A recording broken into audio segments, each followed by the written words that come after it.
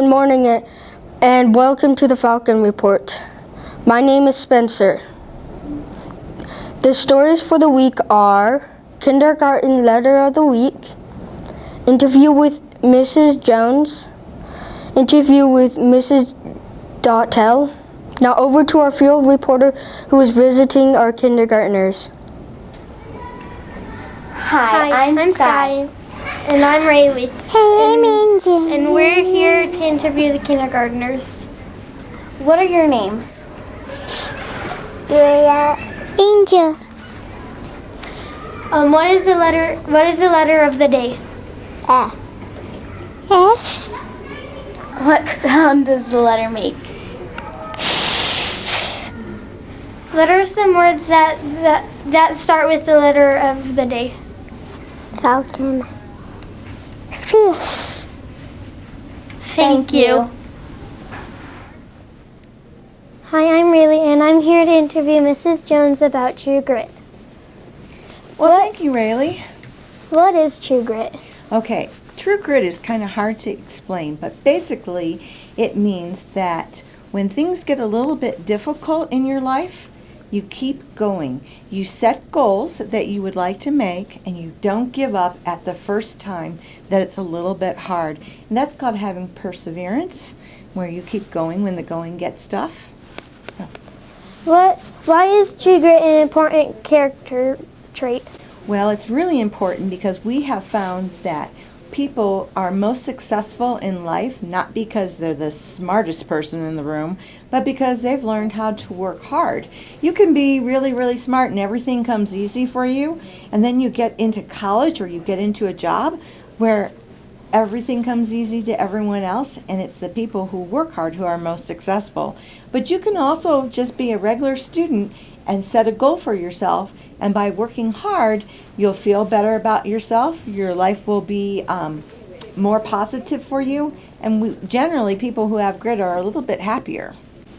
How can we develop True Grit? Okay, well, there's a number of ways to develop true grit. First of all, you have to deal with disappointment. Life is not perfect. Sometimes we have disappointments. Mrs. Jones and all of your teachers have had disappointments in our lives where things didn't go the way we wanted the very, very first time. To tell you the truth, when I was 16, I flunked my driver's ed test the first time I took it because I couldn't learn how to park right.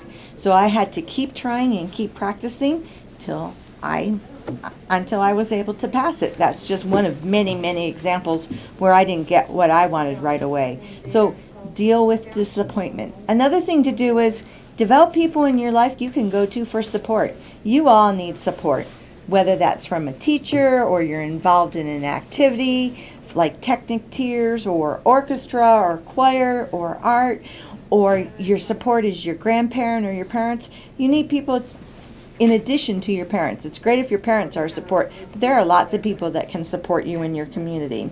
The other thing is, remember to have play and humor. Don't get so mad when things don't go your way. The people who have a lot of success have learned how to laugh about things. You need to play. Another thing is learn to deal with stress. One of the reasons that we have Playworks and art and technology and library in our school for boosters is to give you different ways to deal with stress and to develop your skills. So a couple ways to deal with stress when you find yourself getting mad: take a couple deep breaths, breathe into your stomach, and then hold it and breathe out. Ask Mrs. Jones or one of your teachers to show you how to calm yourself with breathing. You might even want to try and do muscle relaxation. But before you get mad and throw a temper tantrum, sit on it for about 24 hours. Just because you're mad doesn't mean that you need to inflict your pain on everyone else's. So learn how to deal with your emotions when things don't go your way and find out how to laugh. Ask for help. Say you get a new problem and it's really tough, or you don't understand what you're reading. Go and find help from someone. It could be your teacher, it could be a friend, it could be a parent or a grandparent. So there are lots and lots of ways to develop grit. Hi, my name is Sky, and I'm interviewing Miss Dautel about reading. How many minutes should we be reading per day? Well, It varies according to your grade level and your age, and I would say your teacher has probably given you the amount of minutes that they would like you to read. But normally we read between 15 and 30 minutes a day. Okay. What are some techniques that will help us with our reading? Well, when you're reading, one thing, the purpose for reading is to be able to understand what we read. So if you're reading and you're not understanding, there are times that you might have to reread the text so that you can figure out what it's saying.